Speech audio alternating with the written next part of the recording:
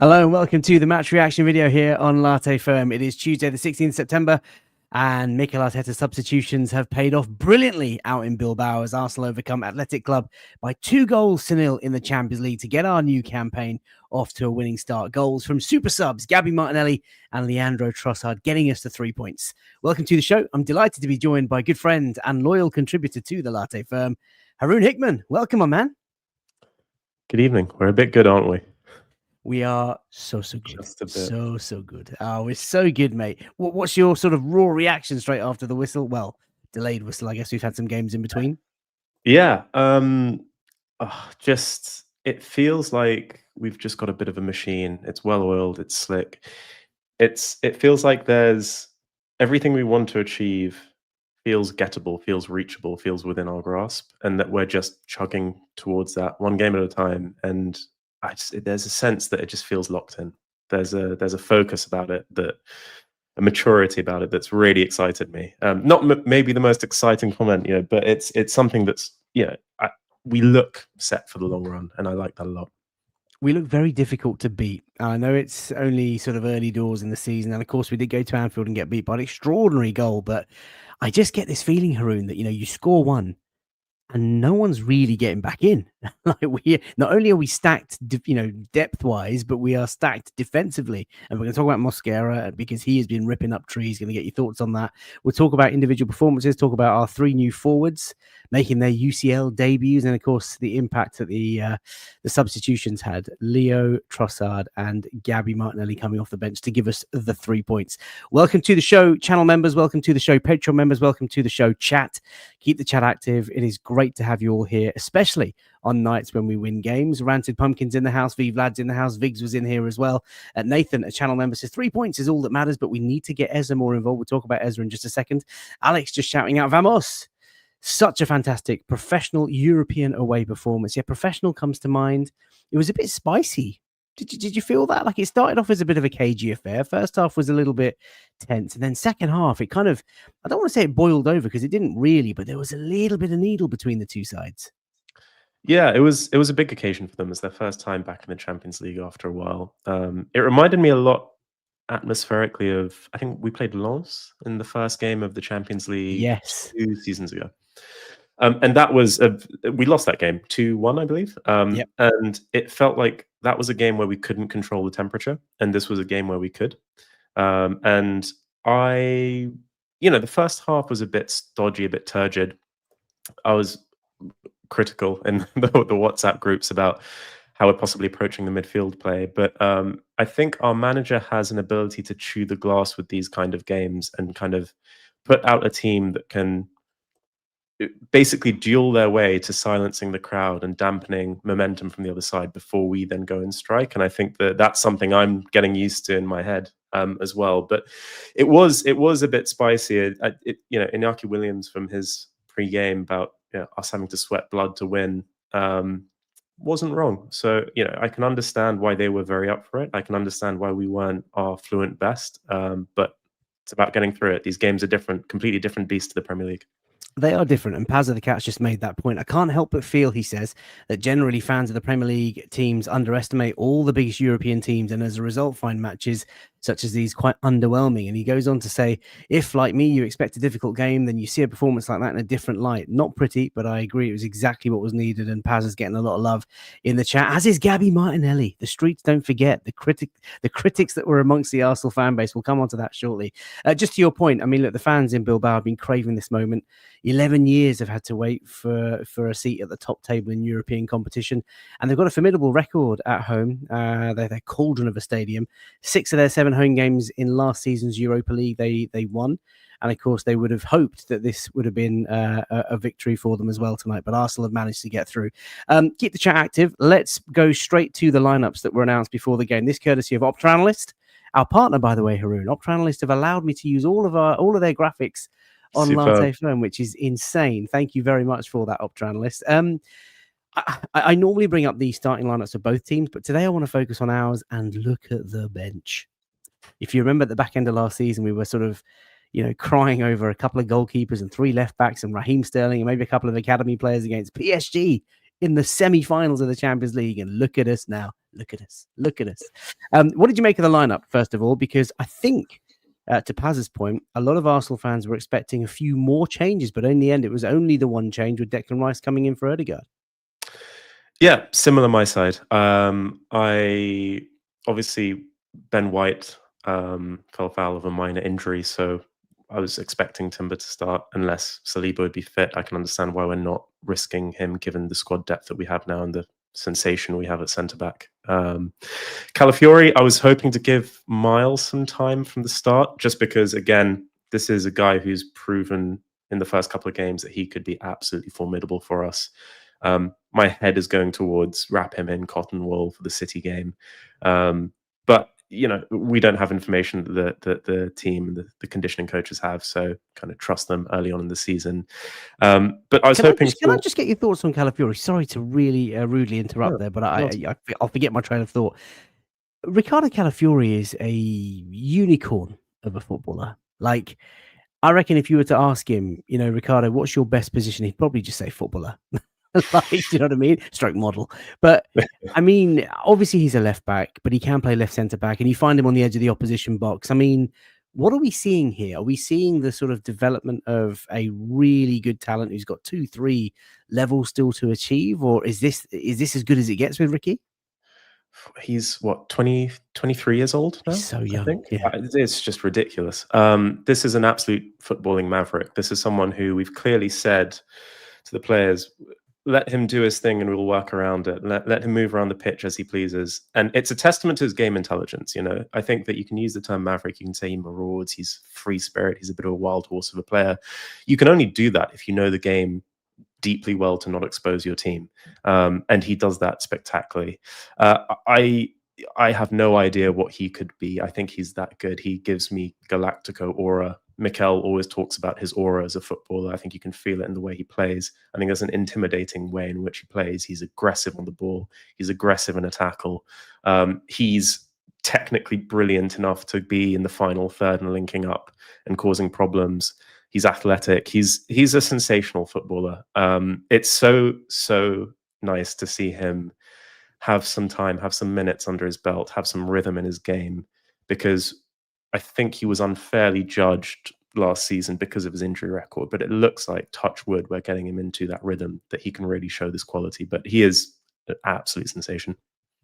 Hundreds of you watching live on YouTube already. If you're enjoying the content, please do, of course, press like on the video and subscribe to the channel if you're new. M. Dot says it's his first time watching and he's asking, what's the host name? My name is Faisal. People call me FK, but you can get me on Twitter, F Carnage. You were talking about the defenders. You were talking about the midfield. So Declan Rice coming in. I want to get your thoughts on the reselection of Mikel Merino. Was it an obvious choice because it was Arsenal going to Spain and the whole, Basque sort of link and, Mikel Arteta being Spanish as well? Or was it the right thing to do for you? For sure. I think the conversation there, really, given that Odegaard is out, is arguably between Ethan and Mikel Merino starting. Merino is in the form of his life. He's on a high, he's on a run. I think it makes sense to play him through that. He's in his home country. It's an away match. We didn't see Ethan anywhere near the pitch at Old Trafford, at Anfield today. I think this is deliberate. It feels intentional that we say, look, we'll trust you. We'll give you the keys creatively in that 8 role at home, where everything about that pitch, where you feel comfortable, where you have the support of the fans, where it can't really kind of snowball onto you if things go badly. And then, for want of a better phrase, we kind of roll out the adults on the away side.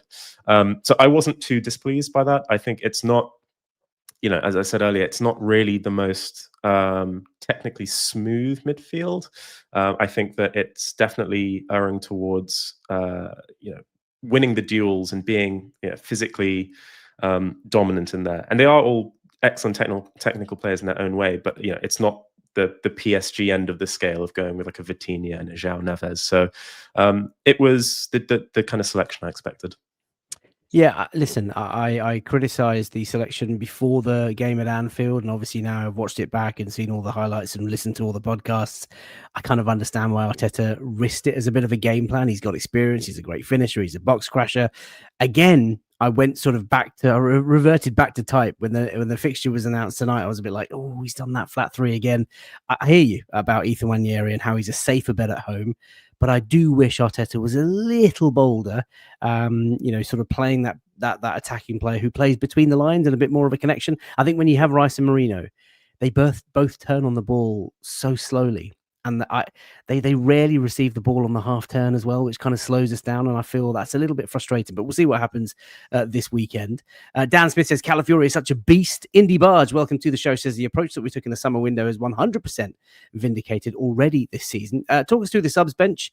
We had a couple of debuts off the bench in Capier coming on for his first minutes as an Arsenal player. Christian Norgard coming back from fitness. And I really liked the Norgard impact. I know I'm butchering his name because it's pronounced Nargo. Is that right? Christian Nargo. But yeah, I'm going to go with Norgard. My apologies, Christian. But he comes on and he just does all the simple, dirty, basic stuff really well. What did you make of the subs?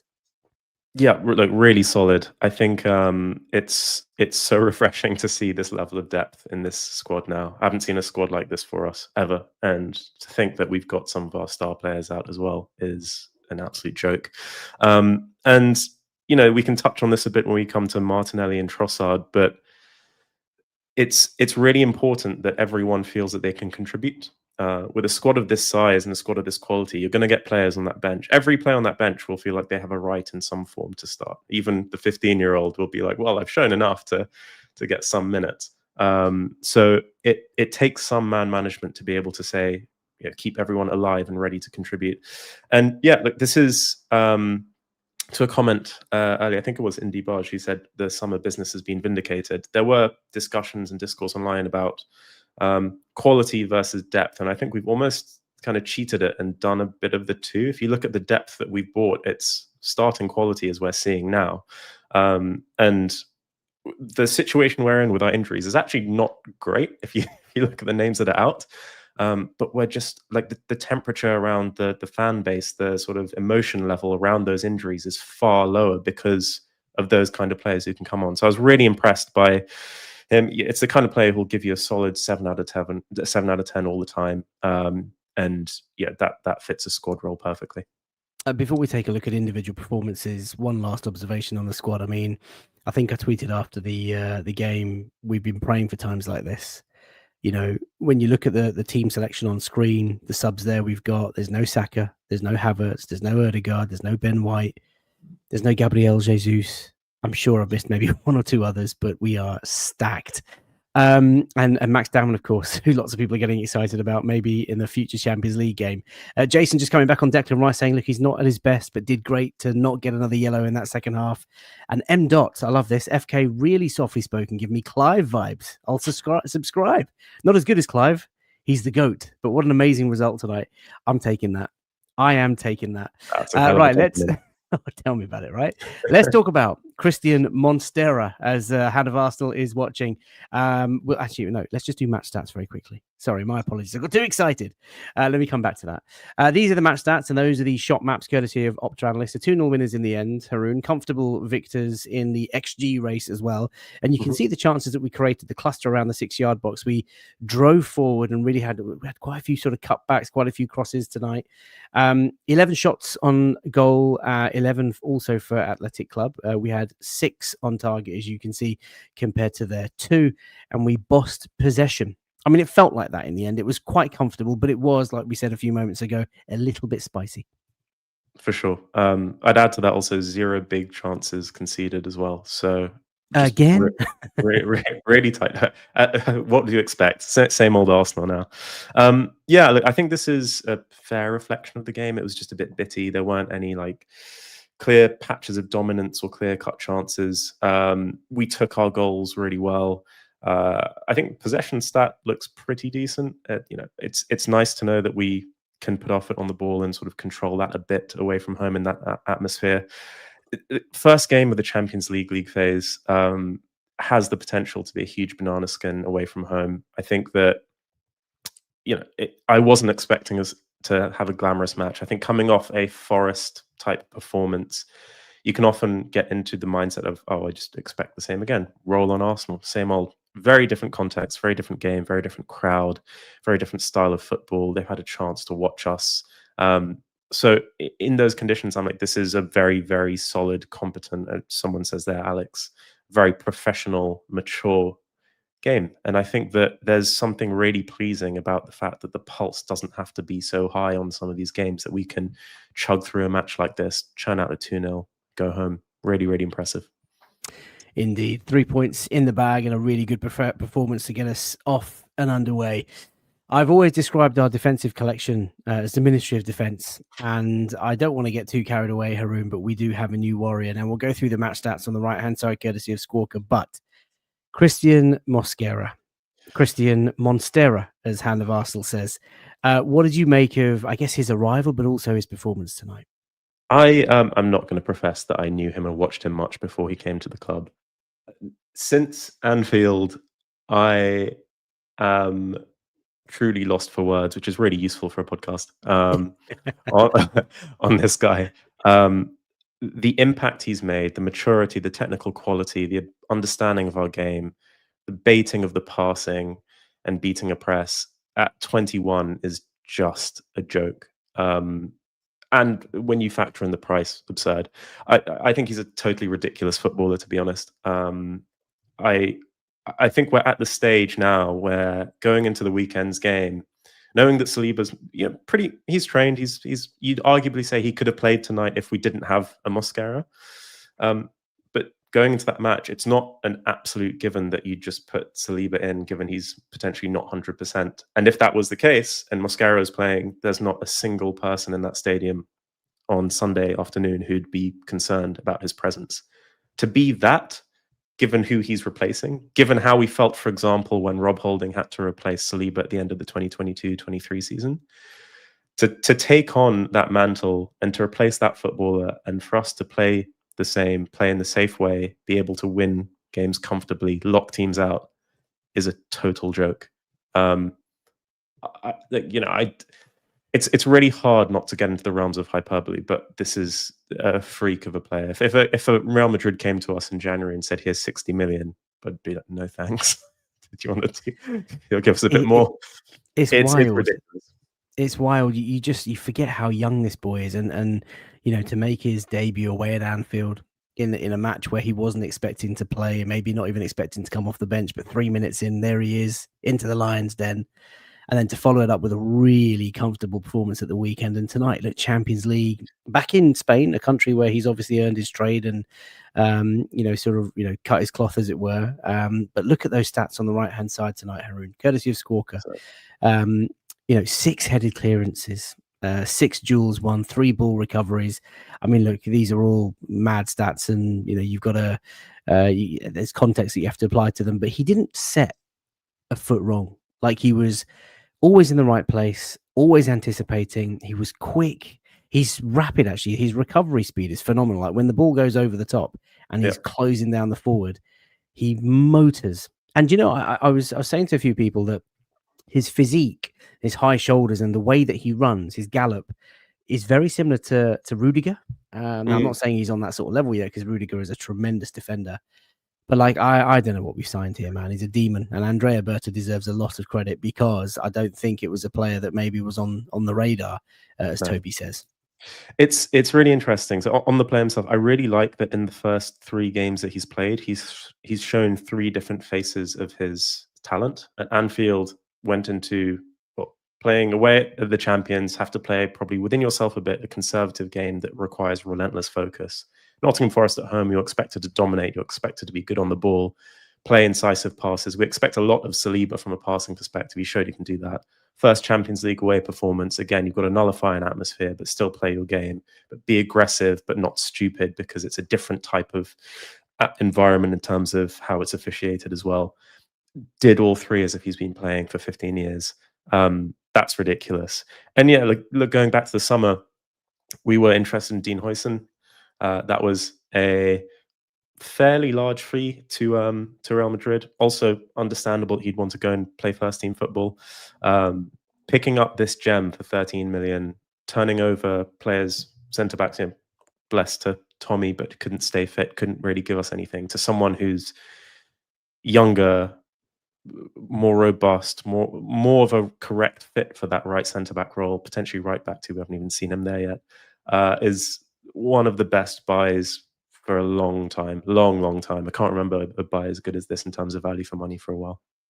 Yeah, I will say, just in closing on this, I think it is easier to come in as a young player and look good in a defense that is already unreal. You know, we know that we're defensively so sound. We've got a top goalkeeper, 2 back-to-back Golden Gloves in the Premier League.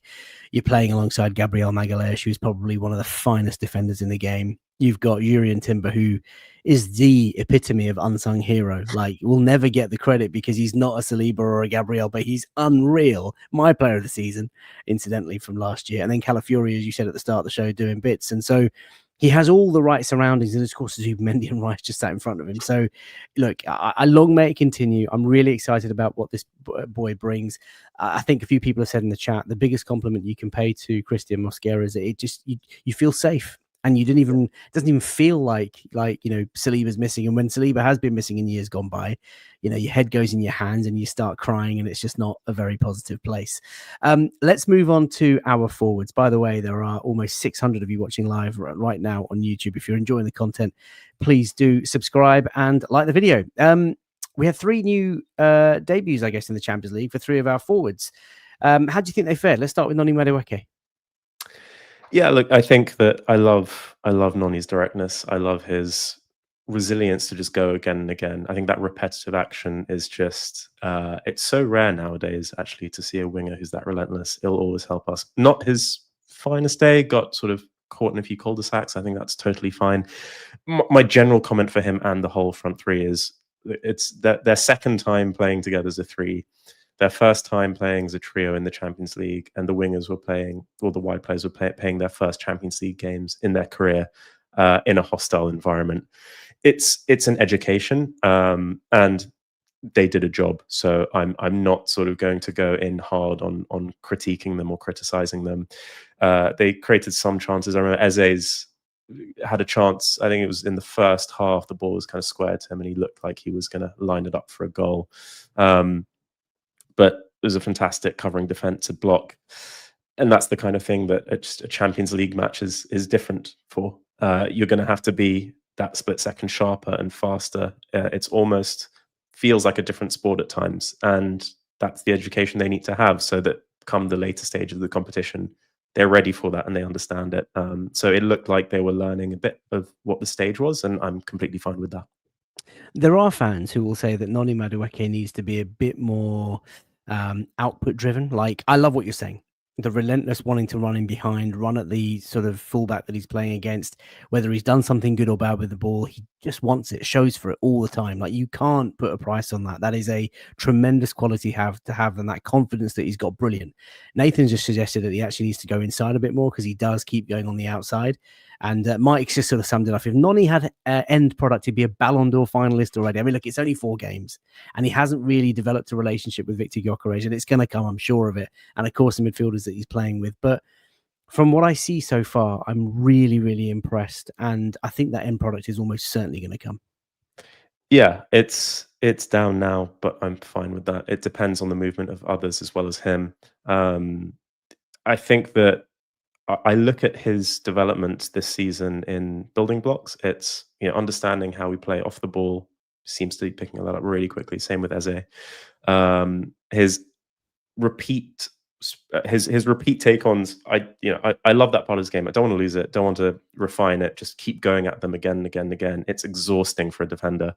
And I think that what Arteta will work on is the decision making in that final movement. I think that's it's the icing on the cake.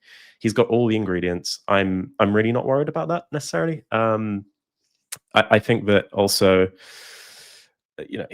there was a chance for Bilbao to really analyze how these two played after the weekend.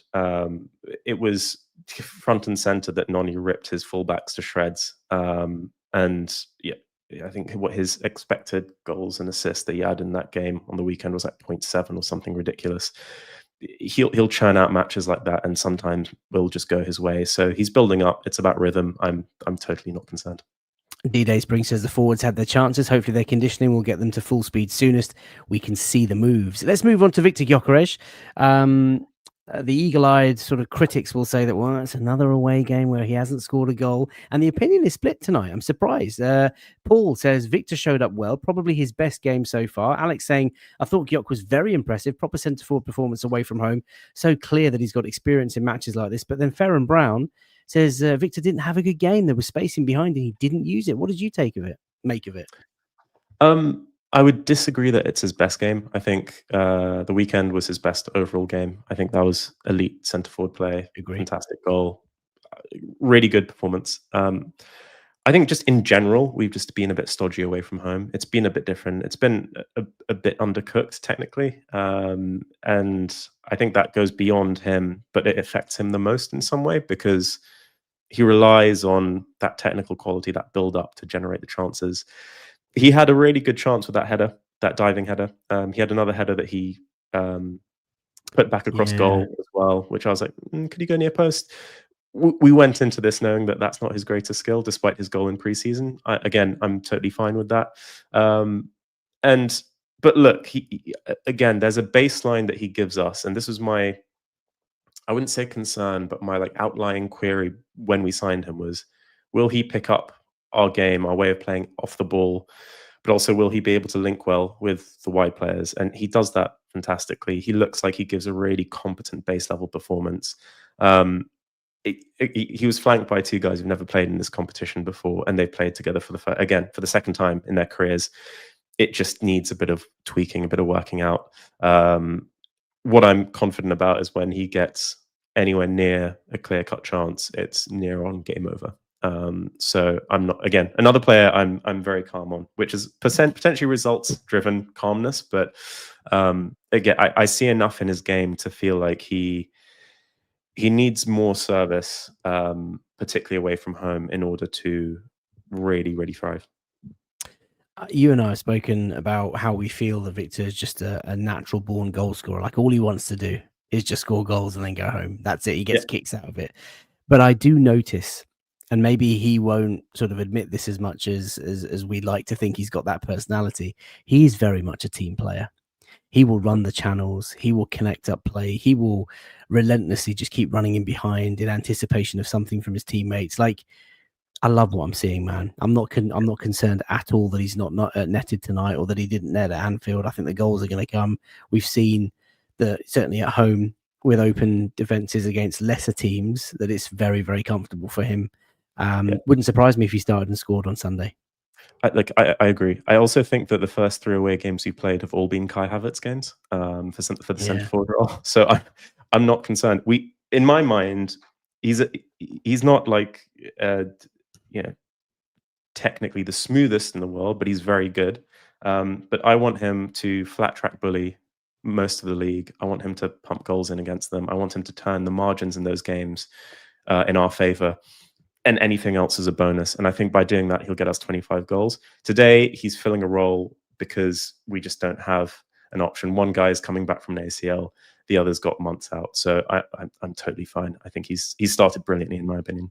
There's a few Arsenal fans that hope and think that he'll announce himself this weekend. Let's hope so. Before we wrap up and talk about the goals and talk about Arteta substitutions, Eberechi Chiesa playing his Champions League first ever game in the Champions League and playing his Champions League debut for Arsenal. His off the ball work was really impressive tonight. Not so much on the ball. What did you make of his performance?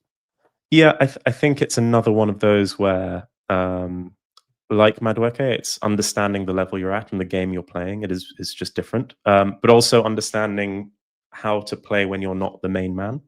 And that's not to say we don't want to play through him. Of course we do, but it isn't just a given like it is at Palace that the ball will always gravitate towards him at every move. And then that dictates then how he plays, how he passes off, how he runs. And look, I think that it's just another one that I chalk off as experience, education.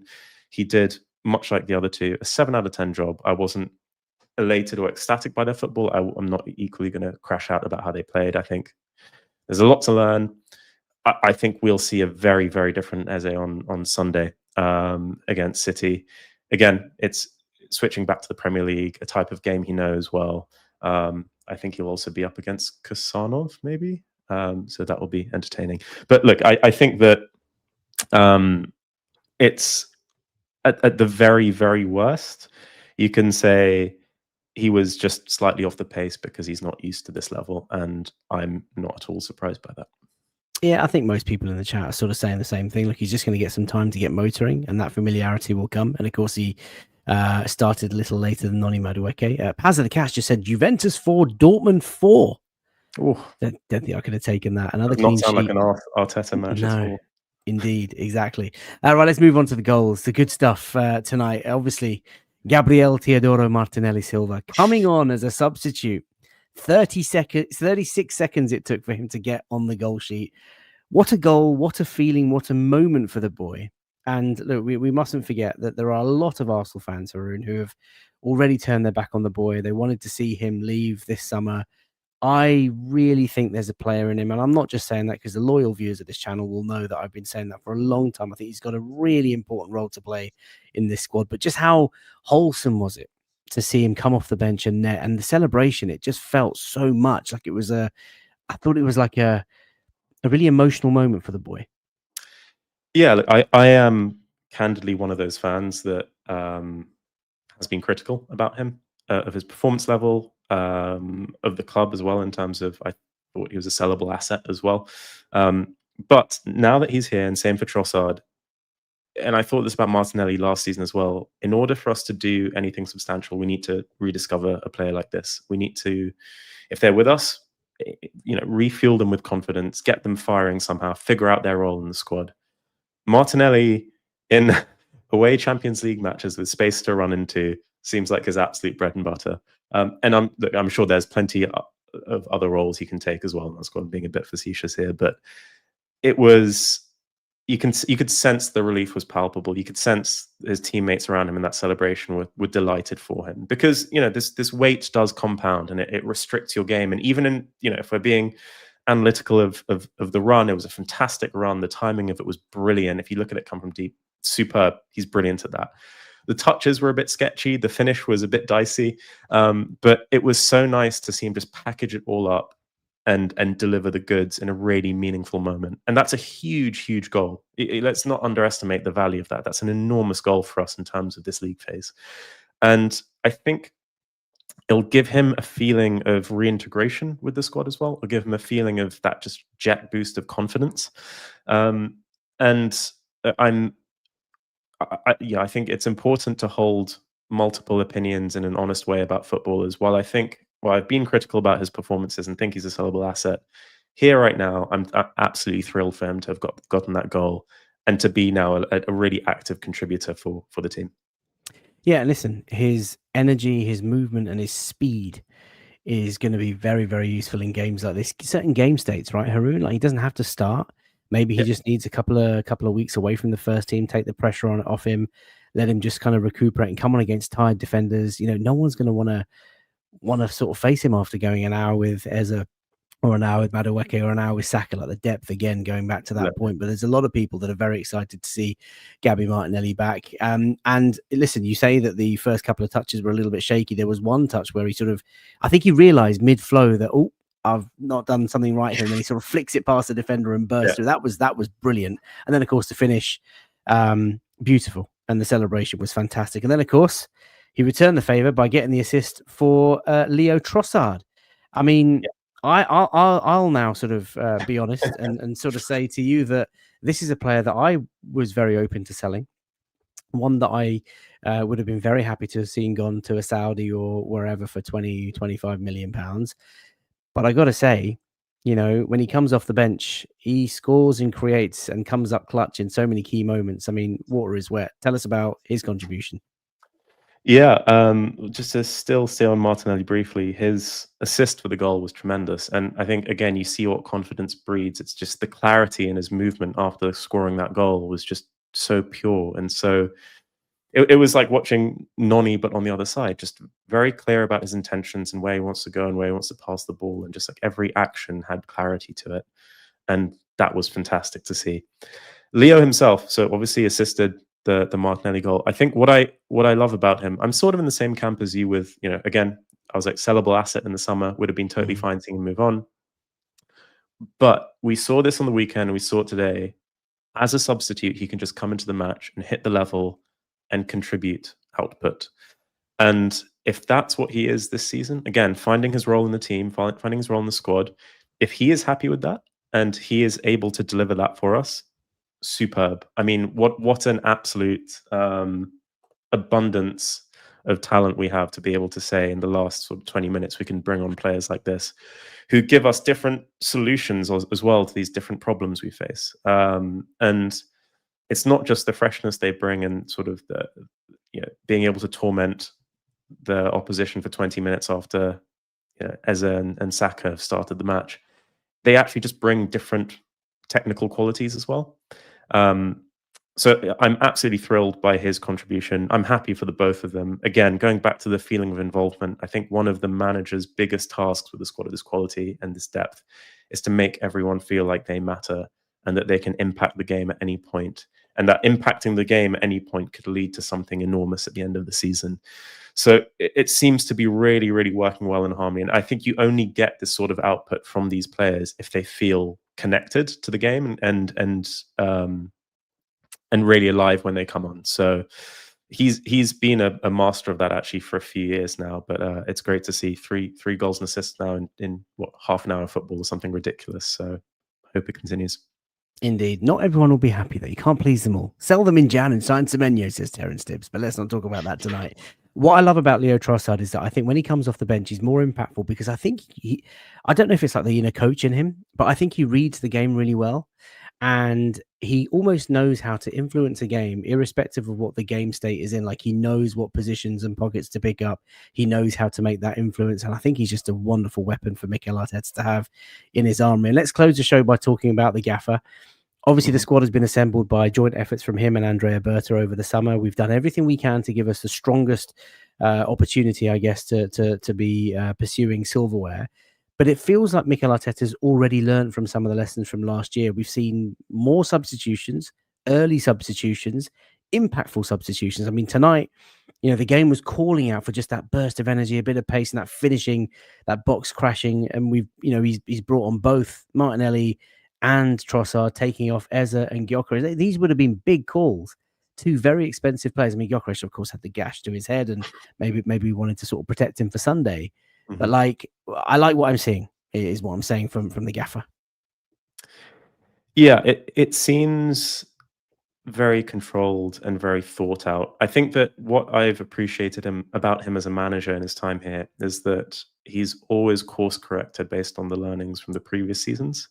And the one here is about how you manage your squad. I think he said in the summer that he's moving away from this model of tier 1 or tier 2 players and just thinking about the squad as a collective that he can use at any point. And even if you think about the skipper getting injured on the weekend and bringing on an 18-year-old to say, no, you have the keys to dictate the game, there's trust in the squad. And I think that was a big thing in the last couple of seasons where you'd roll out the same 11 again and again because he didn't trust the squad. He's really leaning into trusting a group of players beyond sort of 13 or 14, but there are really like 19, 20 players you could say that he genuinely trusts now. I think it always, maybe not always, but I think we should always be cognizant of just how dominant a game model he's developed for us now. So, we've conceded, you said it earlier, 1 goal this season from a phenomenal free kick. Everything else is just completely locked down, and it feels sustainable. It feels like he's built a sustainable way for us to play across the hopefully upwards of 60 games that we'll have to play this season. He seems focused. The team seems focused. It really seems like he's passed on an energy to them that's kind of coalesced all of his learnings from the near misses of the last couple of seasons to say, look, lock in. This is the one. This is how we go about it. We're going to take each one very seriously. I think that's my kind of terminology for how we've played this season so far. It's just immense focus and seriousness. We're not messing about on that pitch. We're not doing stupid things. And I think that comes from him. And I think if anyone has the stamina and the stomach to do that from now until May and to instill that repeatedly and relentlessly, it's him. But what's great is I'm seeing so many leaders on that pitch do the same, regardless of their age. And I think one final point I'll make on it is more on the team side rather than the manager. Saw a post earlier on X that Gabriel was the only one in the starting lineup who was signed before 2023. So everyone else has bedded into our culture and our way of playing in 2 years, which is incredible. And I think that's just testament to him, the boss, how he has basically created something that can plug and play different players in a really, really effective manner, in a really dominant manner. And we're starting to see, on top of this foundation of defensive dominance, a way of attacking that's far more threatening. So really encouraging start from him as a boss this season. I love those closing thoughts. You've got the juices flowing. Certainly for D-Day Spring, who says the quadruple is not beyond expectations. We're winning the lot, Haroon. We're winning the lot. I think we're going to end it there. There's been a lot of questioning around who starts on Sunday, Eze or Martinelli. We're going to get enough time to discuss that over the next What a few great days. headache to have, by the way. Exactly. That is exactly what we've been craving. Listen, that's been really good fun. What a great way to get off to our Champions League campaign. A winning start, 3 points for Mikel Arteta's men out in Bilbao against Athletic Club. If anybody wants to follow Haroon, he's available on X at Haroon Hickman. Really appreciate you coming on tonight. Really appreciate your time that you've given up. We'll be back tomorrow with some sort of show, and then we've got the Late Night Lounge on Friday. We'll have a Manchester City preview. It's a massive weekend. The games are coming thick and fast. Take care. Bye for now.